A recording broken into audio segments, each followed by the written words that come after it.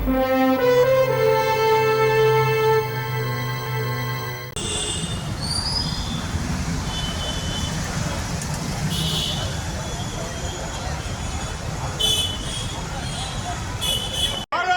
की जय। हमारी मांगे पूरी करो, हमारी मांगे पूरी करो।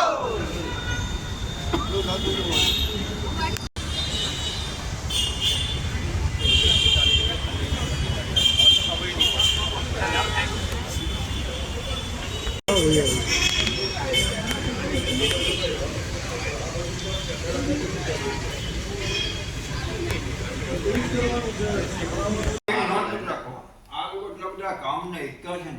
એટલે અર્બન મેલેરિયમ રિક્રુટમેન્ટ કરી નાખો ને ત્યાં અર્બન મેલેરિયામાં તો પેન્શન સ્કીમ આવ્યા છે ન્યાય નથી તો એનું જે ગ્રાન્ટ છે ને સરકાર આપે છે આનું ગમે ત્યાં કામ લો ને હાઉસ ટેકની રિકવરી મેં કેટલી વખત કીધું નવા સેટઅપ મુજબ ભરતી કરો ને કેટલા મેયર છે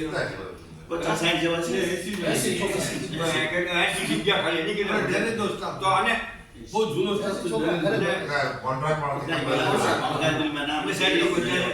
સરકાર પૈસા આપે અમે યુનિયન લેવલે યુક્ત સાહેબને કમિશનર સાહેબને ઘણા કમિશનર કે કોઈ દી અમે વિરોધ નહીં કરીએ અને અમારે છે ને જુલાઈથી ને ડિસેમ્બર સુધી જ કામગીરી હોય છે જાન્યુઆરીથી લઈને જૂન સુધી અમારે કોઈ કામગીરી તો એ લોકોને રિકવરીમાં શિવરે સાહેબને કીધું શિવરે સાહેબે આ એવરીથિંગ આમાં બધાનો ઉપયોગ સારી રીતે કર્યો કે તમે વિરોધ નહીં કરીએ સાહેબ અમે તો અમારી માટનું સંસ્થા છે તમે તો આવો જ જાઓ અમારે ધ્યાન રાખવાનું છે તો આ બધું ન્યાય રાખી લો ને સાહેબ તો એનું ક્યાં ને ક્યાં એટલે આપણું ઘણું કામગીરી એની પાસે એક કે 10 ઓછું થઈ જાય જગ્યા ખાલી છે અને પછી આમાં બધી એડમ ડિપાર્ટમેન્ટ જુદું ચીતું કરે તો પછી ચિંતા સાહેબ મને ખબર છે હું તો અમે નોકરી કરી છે ન ખબર હોય એમાં પોઝિટિવ કમિશનર હોય નેગેટિવ થઈ જાય સરકાર ગ્રાન્ટ આપણે શું કામ જતું કરવું જોઈએ આપણે ને મને તો એ વખતે કહેતા અમારા જ્યારે સજીવો આવતા ને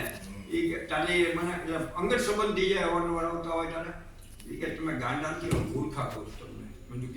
કે તમે માગો એટલા પૈસા તમને અમે આપવા તૈયાર છીએ ને અમારે ત્યાં દિલ્હી સાંભળવું પડે છે ને પછી તમારું બધું બંધ થઈ જશે આ બધી વસ્તુ એ કે તમને કહેવું પડે કે તું યુનિયનનો સેક્રેટરી મારી વાઈફે 2 ટર્મ કોર્પોરેટર રહી ચૂકી છે ભાવનગર મહાનગરપાલિકામાં ફરજ બજાવતા સફાઈ કામદારો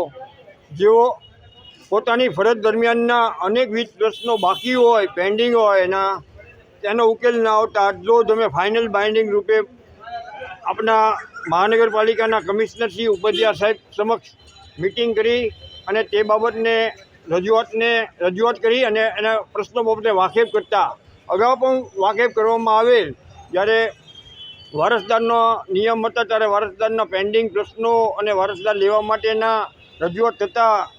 ત્યારે કમિશનરે હકારાત્મક વલણ વાપરીને સ્ટેન્ડિંગ તરફ ફાઇલ મૂકેલ સ્ટેન્ડિંગ કમિટી ચેરમેને પણ પાસ કરેલ અને ત્યારબાદ બોર્ડમાં પાસ કરેલ બાદમાં કમિશનર સમક્ષ આવતા તે આજ દિન સુધી વણ ઉકેલ રહેવા પામેલ છે તો શા કારણથી